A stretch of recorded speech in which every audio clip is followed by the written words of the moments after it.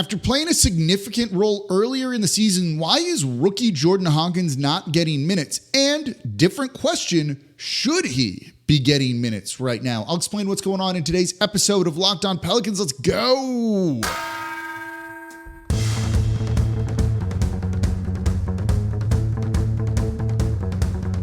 You are Locked On Pelicans, your daily New Orleans Pelicans podcast, part of the Locked On Podcast Network, your team every day.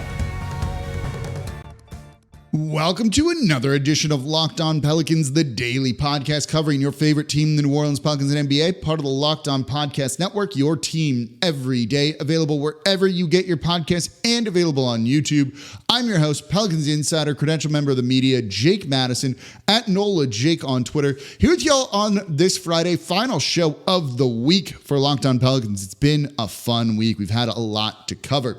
So, of course, thank you for making Locked On Pelicans your first listen today and every day. We are the number one Pelicans podcast, coming to you completely free, available wherever you get your podcasts and on YouTube, part of the Locked On Podcast Network, your team every day. Today's episode of Locked On Pelicans is brought to you by PrizePicks, the easiest and most exciting way to play daily fantasy sports. Go to prizepicks.com/LockedOnNBA and use code all lowercase LockedOnNBA for a first deposit match up to $100.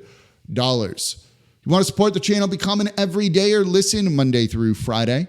Listen one day a week, listen to 2 days a week, or listen every single day. That would be cool too. If you're an everydayer, let me know in the comments down below on YouTube. I want to talk about one of the bigger topics around the team that is not Zion Williamson. We can take a break from that today, though we have an injury status update. I'll give that to you in the third segment here. It's Jordan Hawkins, 14th overall pick. Played a significant role early on in the season. Excellent three-point shooter for the Pelicans. Someone who's we've sang a lot here, but not getting minutes, basically being DMPs for the past 4 games or so. What's going on? Why has Willie Green all of a sudden gone away from the rookie who started 9 games, played in 24 games for the team so far this year, averaging 11.5 points per game, shooting 36% from 3 on 6.5 attempts per game. He's making 2.3 threes per game, also contributing with rebounds as well. Has played better than I think any of us thought he was going to be playing and contributing at a greater level than we thought. So why have they gone away from him? And I think it comes down to a few things here that are leading to him just not getting any minutes. And this started with that quarterfinal game of the in-season tournament against the Sacramento Kings. His defense just hasn't been good. His defense straight up hasn't been good this season. And that's leading to him getting benched. If you know anything about head coach Willie Green, he likes defense, right? Likes a lot of balance when it comes to the team and everything. So if you're not doing that, he is probably not going to play you. And I think that's a big part of the problem here. For as much as Jordan Hawkins might contribute on offense, is he giving up more than 11.5 points per game? If he is, he's not going to be winning these minutes. And unfortunately, the numbers bear this out.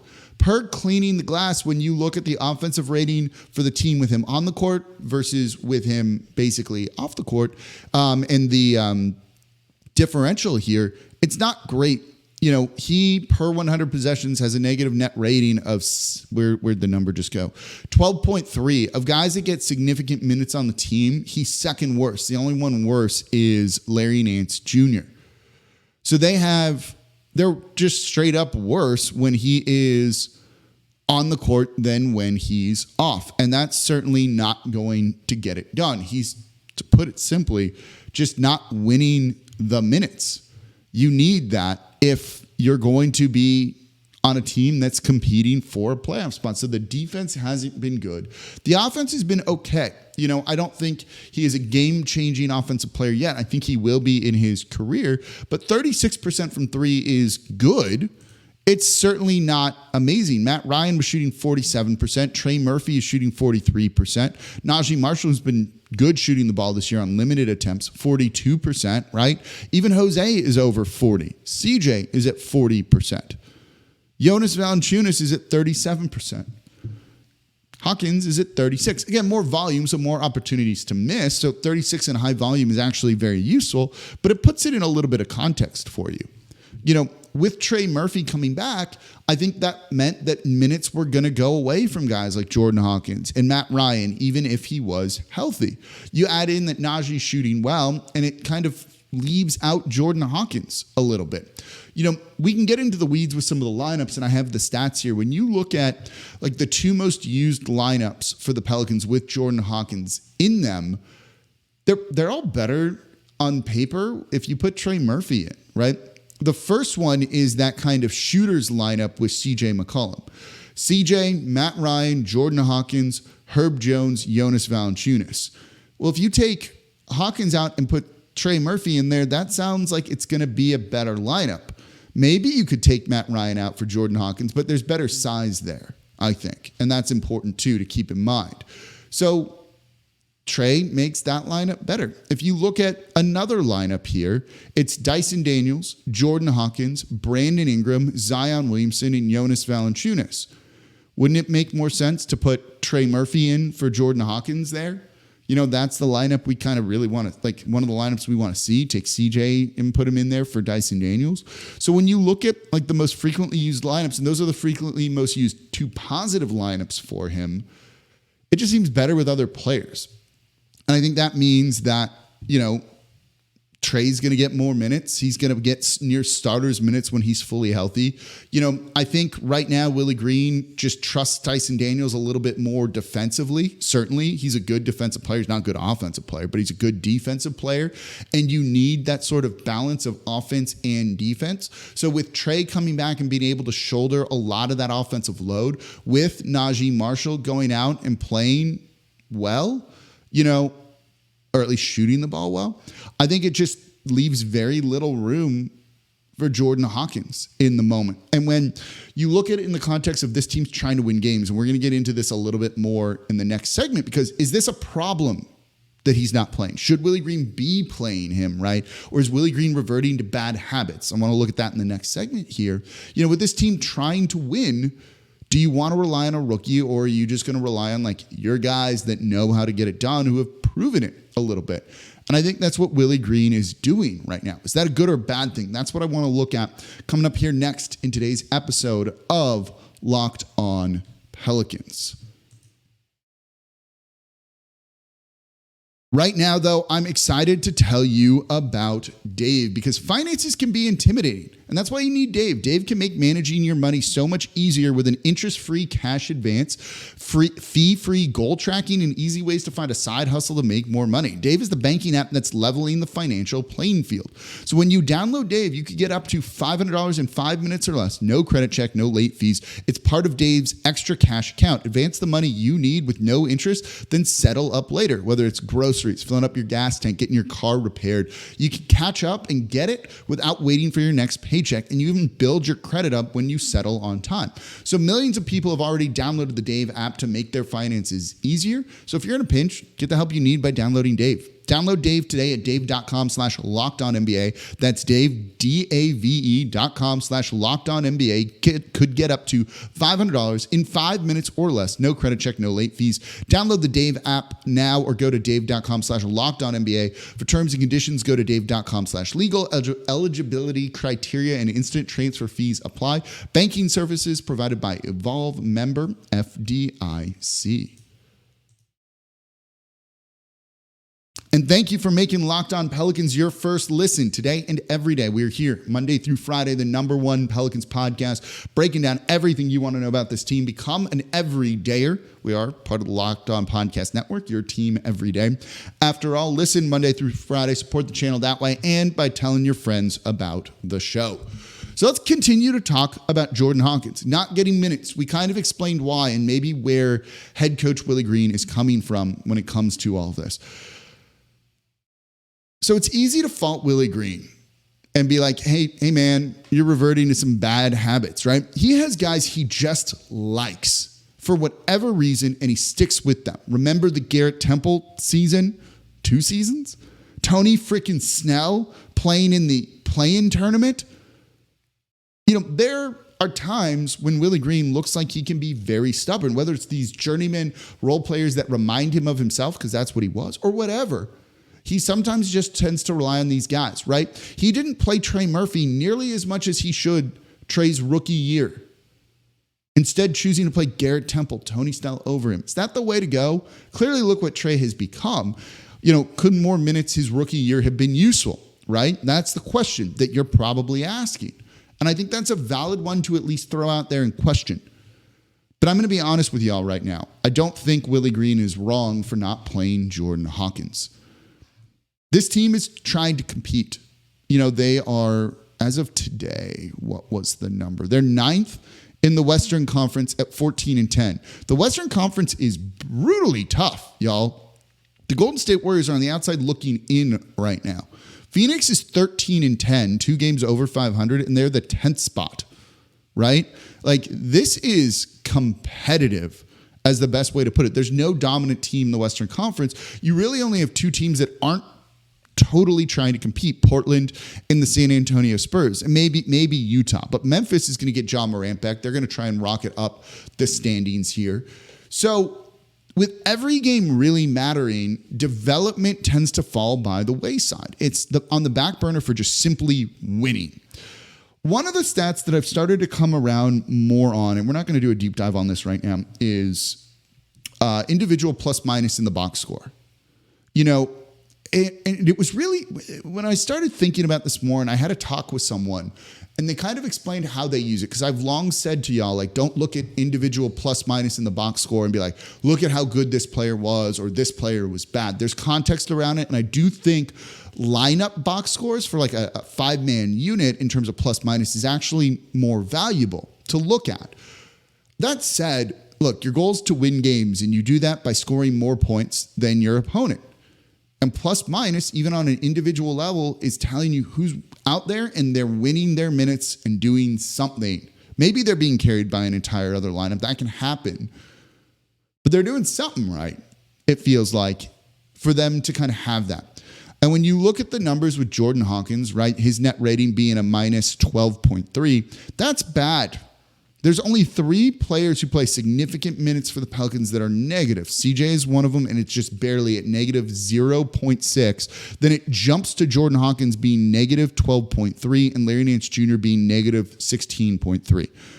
Those are atrocious numbers, right? And then you look at the guys that are maybe, you could argue, getting minutes over Jordan Hawkins. Dyson Daniels is positive, basically a net 0 here. It's 0.1, but I get it with the defense that he gives you. You want to play him, right? Jose Alvarado, Najee Marshall, 2 players that I'm at times a little bit hard on because I do think there's some limitations to them, but they go out and regularly prove me wrong. Jose Alvarado is a positive 6.4. They're winning the minutes with Jose out there on the court, and that matters, right? Najee Marshall is a 10.2. That's the second best on the team behind Trey Murphy, who's a 20.1. So Trey was going to be in the rotation, right? You're not going to reduce his minutes or anything like that. It's really Jose, Najee, should Hawkins be getting some of those minutes? If you're trying to win basketball games right now, and they are, those 2 are making a more positive impact on winning than Jordan Hawkins is, right? Development's great and all, don't get me wrong. But if you want to get into the postseason right now in a tough Western Conference where, who knows, you drop one game and maybe that means you're on the outside looking in, or that impacts your seeding, who should they be playing till kind of proven otherwise? With both those guys shooting above 40% from 3, maybe you don't want them taking tons more attempts and shooting in the volume that Hawkins does. But again, they're winning their minutes. And at the end of the day, that's what we're all here to do. Well, not me, not us, but the team, the players, the coaches. They're here to win. They're doing that. I don't really know if we can say that Willie Green is making a mistake or reverting to these old negative bad habits when those habits are actually paying off for the team. If that wasn't the case, and maybe we can see if I can try and find this, that would be an entirely different story, right? Tony Snell was a -1 for the team when he played here. Where's Garrett Temple that season was a -18.6, right?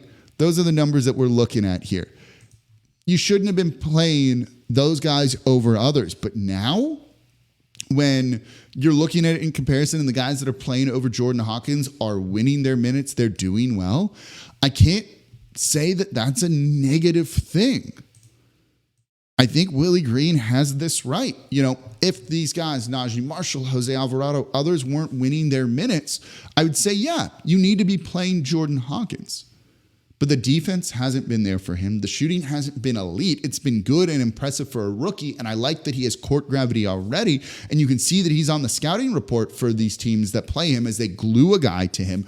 That's useful, but they're still not winning the minutes with him out there on the court. And that is what you're here to do. So while it's easy to kind of slam Willie Green, and there's things to slam him for, certainly, and to criticize him for, I don't think this is one of them.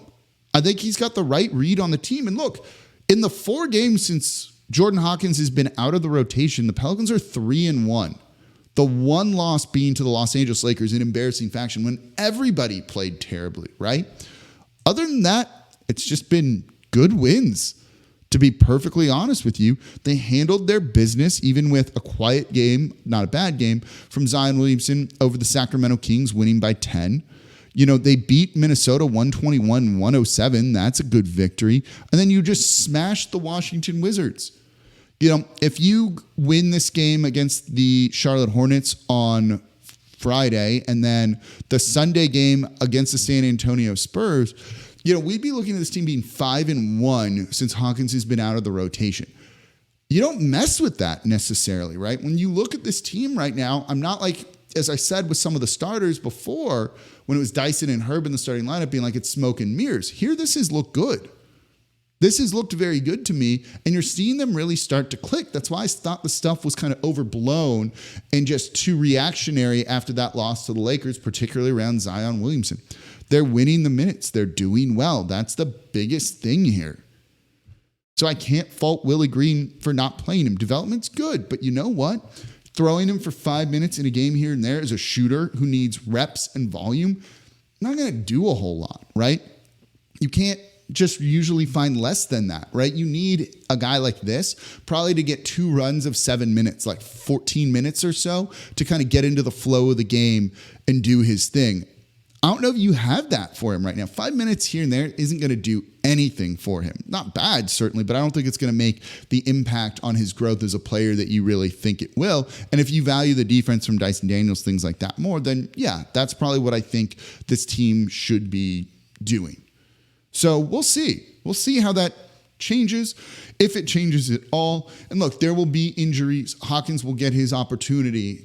Just, stay ready so that you can kind of answer the call when that comes up.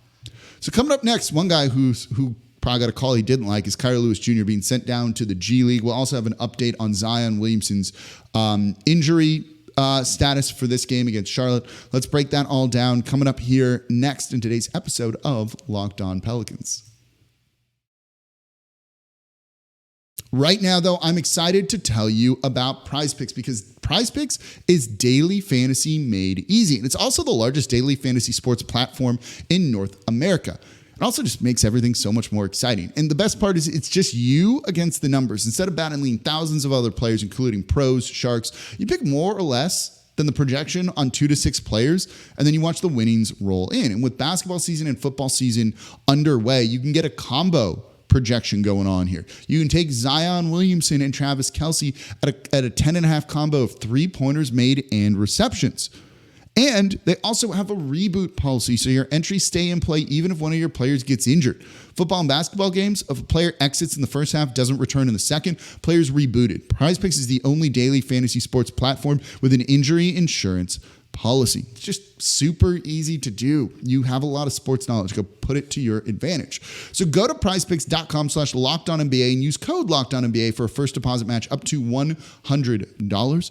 That's $100 as a first-time deposit match up to that. It's free money right there. When you go to prizepicks.com/LockedOnNBA and use code LockedOnNBA. PrizePicks, it's daily fantasy sports made easy. And thank you for making Locked On Pelicans your first listen today and every day. We are here Monday through Friday, the Number One Pelicans podcast, breaking down everything you want to know about this team, looking at rookie Jordan Hawkins. Do you think he should be getting more minutes? You happy that the team is 3-1 since he hasn't been getting minutes? Do you think Willie Green's doing the right thing, the wrong thing? Let me know in the comments down below on YouTube or on Twitter at NolaJake. So a couple of quick updates here as we get you set, and I think this really kind of tells you the writing's on the wall here. The Pelicans sent down Kira Lewis Jr. to the G League. Yep, that sounds right. He just hasn't been playing. They want to get him some minutes. There's no spot in the rotation. Jordan Hawkins is certainly above him. Really feels like his time with the Pelicans is over. I was just on another podcast, and they're like, what should the Pelicans do? And what I said is, I think it just needs time, right? This team has shown that there's talent here, that they're good. They just need some time to figure some things out. When you look at them on a short-term timeline and a long-term timeline, I think they can be competitive this year, but do you feel they're a true title contender? If they're not, duck the luxury tax, start paying it next year when more money starts getting put on your books, and it prevents you maybe a year earlier or even two from having to make tough decisions on CJ, Brandon Ingram, Zion, whatever you want to do with those guys.